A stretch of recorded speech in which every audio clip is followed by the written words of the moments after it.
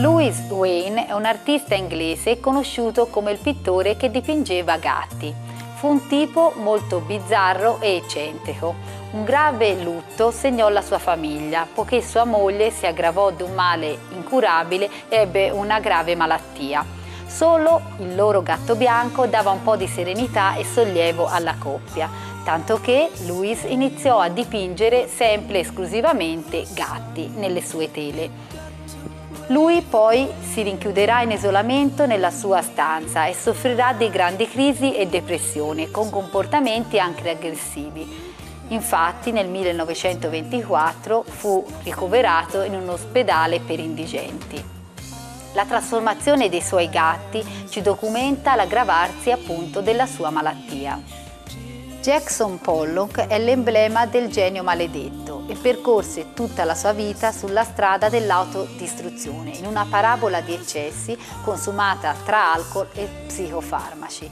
Pensiamo infatti che morì a soli 44 anni nel 1956 in un grave incidente automobilistico. Mondrian, di fronte a una sua opera, disse: «Quest'uomo ha dei seri problemi e la pittura è uno di questi».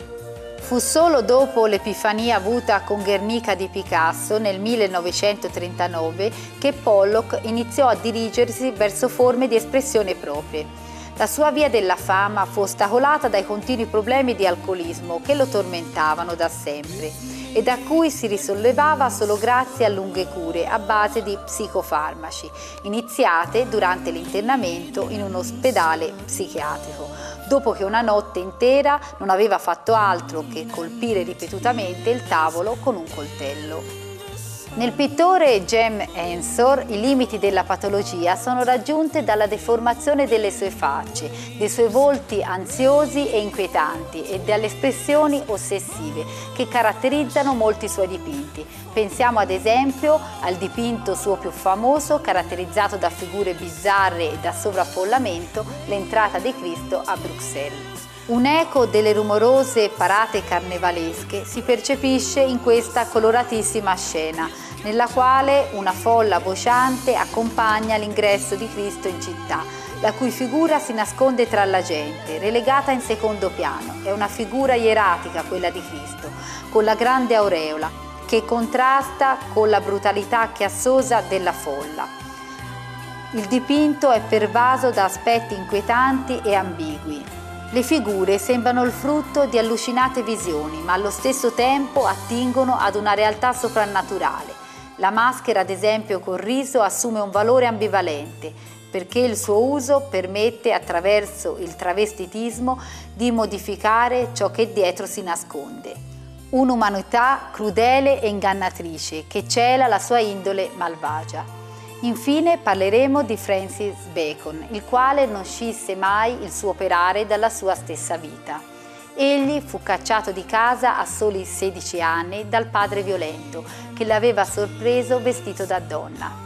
Lui successivamente si concesse a uomini abbienti dell'alta società, a cominciare da un amico stesso del padre, un allenatore di cavalli, e riuscì a entrare nell'alta borghesia parigina e londinese. La sua vita sentimentale fu comunque molto travagliata, infatti i suoi 2 storici fidanzati si suicidarono il giorno prima delle sue 2 grandi retrospettive. Il suo equilibrio psichico fu sconvolto, traducendo il suo disagio esistenziale nei suoi celebri ritratti inquietanti, dominate dalle scure espressioni, quasi da horror, tendenti allo scioglimento, sagome irregolari di carne sfatta e sofferente, deformata e distorta. Nel 1962, per la prima volta, Bacon sviluppa il tema della crocifissione nella trilogia medievale del Trittico. I volti deformati e tumefatti delle figure hanno un'espressione cupa, di dolente rassegnazione. La tragicità della scena è enfatizzata dal carattere claustrofobico, dello spazio vuoto che ha porte e finestre sbarrate. Macchie di sangue rosso vivo piovono dall'alto, sul corpo deforme e torturato dell'uomo abbandonato sul giaciglio.